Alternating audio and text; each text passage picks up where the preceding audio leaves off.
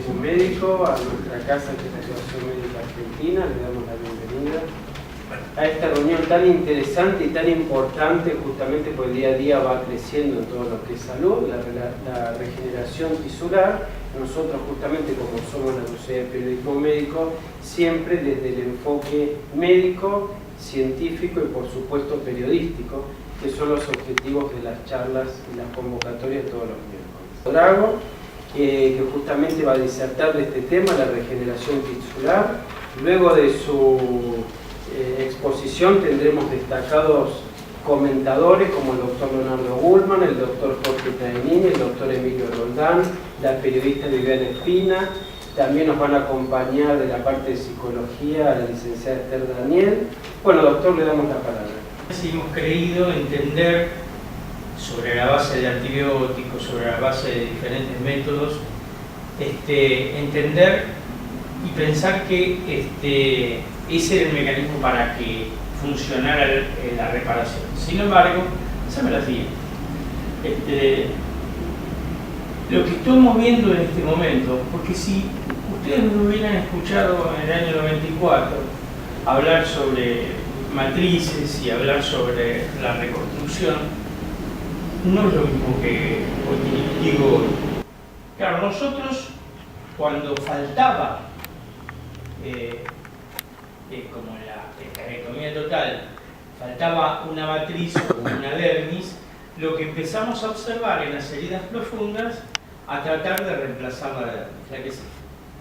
Y entonces usamos una matriz dérmica acelular de origen porcino, que combinada, hemos visto en ese momento la que sigue, que inmunológicamente no tenía alteración, y en ese momento escribimos que todas las matrices extracelulares fueron creadas iguales o al menos parecidas, porque en el año 94 la gran discusión era cómo le vas a poner una dermis de otro animal.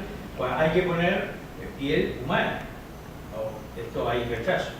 Como estas estructuras son iguales en todos los mamíferos, en lo que es a la construcción y tejido, y al no tener células no se genera rechazo. ¿Verdad que sí? Una de las cosas muy interesantes, esta fue uno de los primeros enfermos que tratamos, una quemada grande, difícil, una persona que estaba en la cárcel, que tuvo una agresión por quemaduras. Eso es un cuello.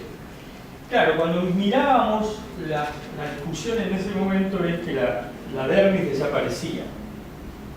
Ustedes ven que ahí hay una coja, o sea, es una pinza bastante tosca. Y una de las formas de a la gente del coso mostrarle que hay algo fue disecar y tirarlo con una pinza para mostrar que la matriz estaba todavía, y que a su vez no es que desaparecía y que se la comía el organismo, sino que era penetrada por los vasos y empezaba a armar su estructura. ¿Verdad que sí?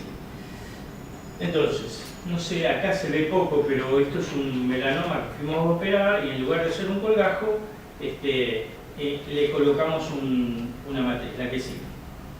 Entonces, lo que veíamos en ese momento, si ustedes ven ahí una línea de continuidad, eso es la dermis. No veíamos dónde empezaba el chancho y dónde empezaba el hombre. O sea, lo que veíamos es una línea continua dérmica. Y cuando hacíamos las biopsias, la que sigue, de estas estructuras, si uno ve esta biopsia que fue hecha al mes, uno ve que la estructura dérmica está conservada. Tengo una dermis superficial y una dermis profunda. Y ahí arriba le está faltando el epitelio.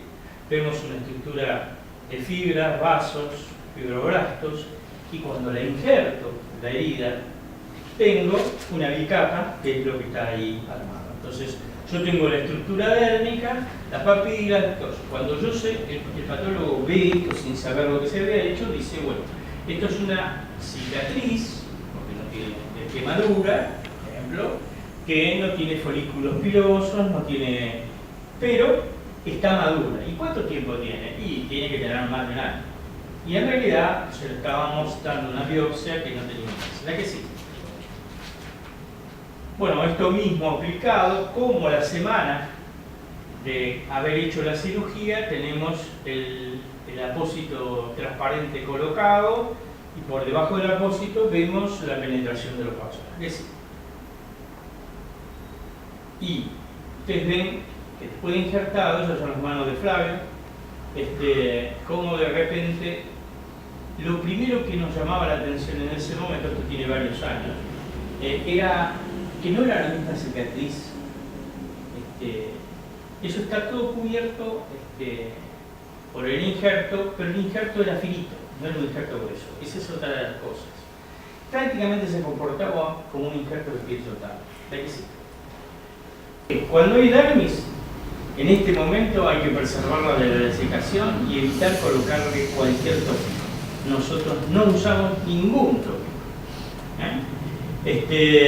Y después veremos cómo evoluciona espontáneamente el epitelio, o eventualmente haremos injertos finos o cultivos celulares. Y bueno, nosotros producimos en el banco de tejido esta dermis y la podemos distribuir en diferentes lugares. Ya nos metimos bastante y empezamos a trabajar. Esto es un trabajo del 2007 donde elaboramos el concepto de la regeneración de tejidos sobre la base de una construcción y una matriz que dirija. Ahí empezamos a esbozar la idea de que hay un componente matricial que carga eléctricamente porque se rehabilita y es como una marea que va y viene, y eso va dando una información a la estructura celular. Cuando nosotros empezamos, lo que valía era la célula. Hoy por hoy es 50 y 50. Matriz para la construcción, células para la remodelación. La estrategia es una matriz biocompatible y lograr la migración celular para que esa matriz se modifique y de alguna manera se integre y armar una estructura de relleno. ¿A qué sí? Con esa idea podemos estar trabajando. Esto es una matriz de riñón, la que sigue. Nuestro riñón cuando empieza la descelularización, la que sigue. Esto es una máxima descelularización de un riñón, la que sigue, no es lo que intentamos. Y esto es descelularización de un cerebro. O sea, cuando nosotros empezamos a hacer eso, también mostramos que el cerebro tiene una matriz, la que sigue. La que sigue, la que sigue. Esto es un corazón descelularizado, ¿no? Y que está esperando para ser recelularizado, la que sigue. Una tráquea, la que sigue. Una córnea. Todo esto que estoy mostrando están en trabajos experimentales sobre animales. Ya. Pudimos contribuir a hacer el primer implante en toda América de células madre y corazón. Y también hicimos el primer implante en el mundo con células implantadas en una matriz a nivel cardíaco, cosa que hicimos en nuestro país en forma cooperativa entre Francia y Argentina.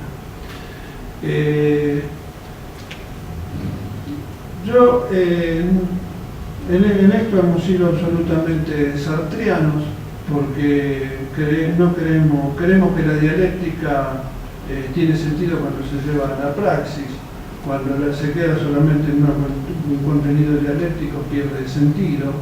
Y bueno, a mí no me gusta hablar mucho sino mostrar resultados. Nosotros los resultados los mostrábamos a través de lo que podíamos ver a nivel de corazón, que eran los sistemas de perfusión, si se podían cambiar el metabolismo a través de estudios de perfusión como con amonio o glucosa, para ver si realmente había actividad metabólica.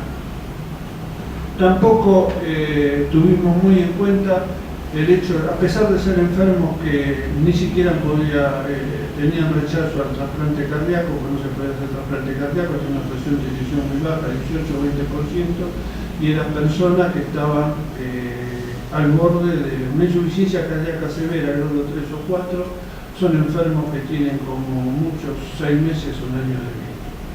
Entonces trabajamos con esos pacientes que no tenían otra alternativa y a mí realmente no me gusta seguir hablando de este tema con palabras, uno tendría que mostrar lo que está acá, que son todas las evidencias. Llevamos la evidencia a mostrar en los estudios de perfusión los cambios metabólicos. Y esta es una experiencia del corazón arriba de 100 pacientes que tienen un promedio de seguimiento de 7, 8, 9 años, es decir, que está muy lejos de ese promedio de vida que estos pacientes tenían de simplemente unos pocos meses a 2 años de vida. Nosotros calculo que uno como médico no puede cobrar lo que no garantiza un mínimo de curación, pero sí un procedimiento que era seguro, factible, que se hacía en forma absolutamente gratuita, en pacientes que no tenían otra posibilidad, se debió haber tenido otra consideración y no los fines especulativos, que son puramente económicos, no son científicos ni mucho menos. No quiero seguir porque no quiero poner a la sartén en una cuestión de una situación incómoda, pero realmente esto merecía un debate que tuviese en cuenta no los fines especulativos, los cuales caemos habitualmente los argentinos, sino el tema científico. Y esto lo dijimos al principio, mucho hablamos de esto, dijimos que esto cuando se metiera al mercado en esto iba a terminar con esto rápidamente, porque si no podía hacer negocio lo iban a anular porque necesitaban convalidar otro tipo de negocio con otro tipo de terapéutica. Esto es un tema que lo hablan los premios Nobel de Medicina, no lo digo yo, soy un humilde trabajador. Seguramente en este tipo de aplicación tendría una evolución más tórpida, complicada o volver a empezar varias veces. Existe algo que es muy sencillo de decir, que es lo que se llama la ingeniería genética, en las cuales hay distintas etapas que se pueden hacer, incluso en el país, y otras etapas que todavía no se pueden hacer. Y cuando uno hace una nota de comunicación de un tema tan vistoso como este, con gente que sabe mucho, con materiales, por ahí con hasta autorizarían alguna ilustración que captaría al público rápidamente, esto llama la atención mucho, pensar también en esas otras partes de la medicina más relegadas, donde hay que hacer también información adicional, donde hay que hacer otro tipo, para no generar una expectativa, digamos, inusual. ¿Cómo comunicamos esto? Primero, estoy de acuerdo con él que no hay que crear falsas expectativas. Y sobre todas las cosas, y me pongo en este caso como ejemplo, saber que algún día va a haber alguna solución. Células madres es un futuro. Y acá, como veremos en todos los puntos de vista, vuelvo a repetir, el punto de vista político y jurídico, no tenemos futuro. Bueno, más que la marca que les deja en sí misma la enfermedad, necesita esta transformación y este afrontamiento, ¿no? Para lo cual me parece a mí que el campo sí puede hacer una colaboración. Entre el plasma rico y la oxigenación hiperbárica, los casos tuyos, sobre todo a la parte aguda, son casos en los cuales la cámara hiperbárica es indispensable. Y él lo sabe porque trabajó con la gente del hospital naval. En primer lugar, lo que va a sacar es el edema, que es lo que más te molesta. Y segundo, va a salvaguardar todo lo que son los elementos dérmicos que los necesitas para generar otra vez la dermis. ¿Cuánto edificaría esto a los trasplantes cardíacos? Por tener un estimativo global. En Estados Unidos se necesitaría 60, 70 mil trasplantes anuales cardíacos y se hacen simplemente 2.000. Entonces, ¿qué hacen con el resto de los pacientes? Ellos en la lista de espera tienen subpoblaciones, que en algún momento mencionó esa palabra el doctor, que es un trabajo muy interesante porque en las subpoblaciones se va viendo qué método alternativo se le puede dar al paciente para que salga del tema de emergencia y posponer el trasplante para más adelante si lo llega a necesitar.